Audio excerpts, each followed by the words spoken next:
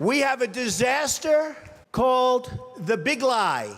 Our enemies are getting stronger and stronger by the day. It's an honor to do this, and yes, I believe that we have to be honest with the American people. I think sometimes we can disagree with the facts.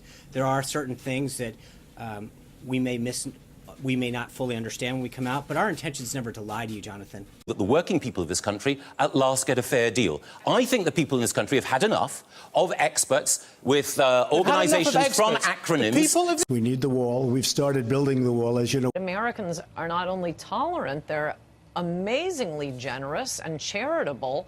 But we're starting to feel like this is a con man preying on our charity. We've been quite charitable for the last several decades, taking in more refugees than the rest of the world combined. Fools, they really are. I think it's so funny. It is absolutely ridiculous to actually connect me with that, and that's what they want to do. All this PC brigade out there want to connect me with that. What a load of hogwash, rubbish. There may be one exception, and that could be Belgium.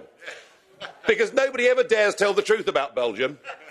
Belgium is not a nation. It's an artificial creation. Politicians are all talk, no action. We need a leader that wrote The Art of the Deal, and we also need a cheerleader.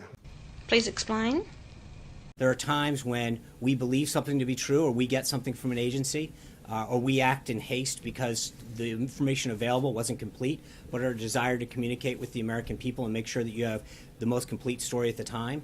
And so we do it. I'd be very unhappy if they didn't up their commitments very substantially, because the United States has been paying a tremendous amount, probably 90% of the cost of NATO. And now people are going to start, and countries are going to start upping their commitments. So I let them know. Yesterday, actually, I was surprised that you didn't pick it up. It took till today. But yesterday, I let them know that I was extremely unhappy with what was happening, and they have substantially upped their commitment, yeah. He only gets up and says anything or wants to be anywhere beside me just for the headlines, just to get the publicity. The problem is who the people are who are coming.